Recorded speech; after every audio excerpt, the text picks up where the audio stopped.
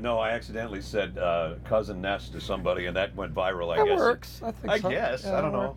I'm an uncle, but I'm only an uncle of my nieces and nephews. So, nobody can be like Vern that way. I mean, everybody loved him, and you can only hope that somebody likes what you do. And I can only hope that I can keep the standard up that Vern had on this job for 17 years. So, Gary's with him for 11. We were together almost 8 years the first time. Right. So he's a good friend, and I'm proud to be sitting in his chair and using his headset. I really think we've really gone. Styles aren't exactly the same, but I think we've kind of gone like from Brett Favre to Aaron Rodgers here. Really, I think it's going to work. A little different, but I think we got another Hall of Famer here. I had sidearm it. Yeah, that's what I say. A little rip. Yeah, it's good. Over all those years together that you guys have done games and then with other partners as well, is there one player, one venue that just really sticks out in your head still to this day? I think we're going to say the same thing. Tokyo and Wisconsin a little bit. Right. That's why it's ironic that we're here with Brett, right? Yeah, and we got to the point where Wisconsin got good in the Barry Alvarez years, and Gary had the foresight to say ahead of time to our bosses, if they keep this rolling, right. And we had done like 4 maybe Wisconsin games in a row, we said, they have this kind of like throwaway game. They were going to play Michigan State in Tokyo, and Gary says that could be for a trip to the Rose Bowl, and the bosses went, oh wow. Right. They said, okay, we'll send you guys to Tokyo. And then we went, what? Yeah. Right, and it was neither team thought they were going to be in a bowl that year, and all of a sudden Wisconsin really comes in to be a team, and so Barry's there. George Perlis is coaching Michigan State, and they're about to turn the corner. So the Big Ten Championship's in Tokyo, and we planned it out really, and it worked out great. And it was just pretty much me and him. Right. We had Japanese camera people. Right. We had like this sideline girl that would pop up unexpectedly on the screen and be speaking Japanese, and we were laughing our way through the whole thing. And in fact, back in the day, it was the sideline thing didn't work out, and we could almost see it was coming that Wisconsin was going to win the Rose Bowl. I said, all right, I'm going to go down on the sideline and do the analysis from the sideline. So he left me in the booth with 2 camera guys who were sleeping, and he went down and did the... Nobody knows that story, by the way. Yeah, wow, that's a great story. So now that you guys are here, SEC on CBS, first game together as kind of the main time slot. How exciting is it? I know he's been jacked for over a year to do this thing.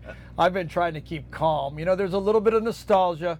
It was for the SEC fans. Vern became synonymous with SEC football around the country, and he's very responsible for the explosion of this league. His gravitas and credibility was important, and we were so lucky for CBS that things kind of moved the right way, and Brad was available, and when I heard his name started rolling in there, I knew the SEC fan base knew him. He and Todd had been doing so many games. He'd done SEC basketball. He knew the league. So it was a natural. And, Brad didn't try to break the bank, did you, or something like that? Yeah, I did. Well, for me, last year, the first month of the season, I wasn't doing games for the first time, either on radio or TV. Or both in some instances for 35 years. Wow. So when you're sitting at home and everybody else is doing ball games and you're not in a football booth for the first time in 35 years, man, you learn how to appreciate, I got to get back in that booth, So that's how excited I am. I haven't been this fired up since I was in my 30s, I guess. But the fans in the SEC care so much about their football.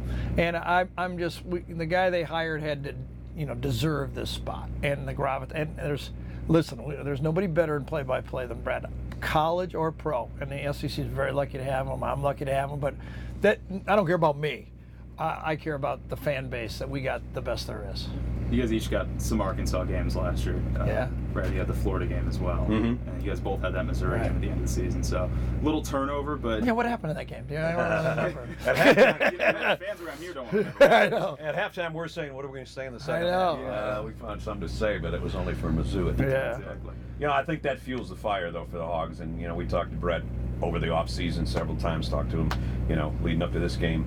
And the fact that they lost those last 2 and didn't have 9 wins and ended up with 7, I think it instilled something in the kids. And, Austin Allen and the guys were saying nobody missed winter workouts. There's a focus because of losing that game and then the bowl game. So I think they'll be pretty tuned in for TCU. And TCU's legit. They bring back a lot of experience. They had a run of injuries last year. They have a quarterback that really gets a smile on his face when he sees Arkansas on the other side of the field. You know, I mean, so this will be a legitimate win for Arkansas. You know, TCU's going to, their schedule's a little tough. So is Arkansas' schedule this year, pretty tough. So this will be a big game. Both of them have circled this one as one. You know, when you go down the schedule, you go, okay, you know, all right, at Alabama, that could go either way. You know, and this could go either way. We got to win this one. I actually think both teams have said we got to win this one. Yeah.